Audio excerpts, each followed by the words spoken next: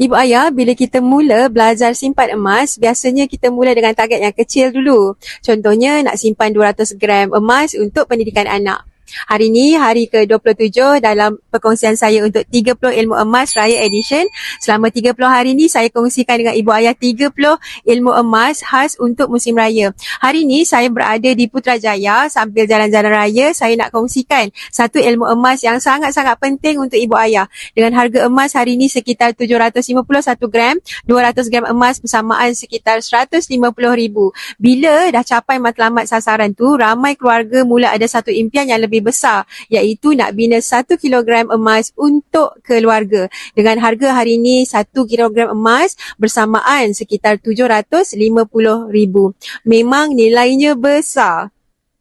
Tapi semua perjalanan besar sebenarnya bermula dari perkara yang lebih kecil. 1 gram yang pertama. Tambah sedikit demi sedikit dan akhirnya gram emas itu akan semakin bertambah dari tahun ke tahun. Jadi jom ibu ayah mulai raya tahun ni kita simpan emas untuk anak-anak tersayang.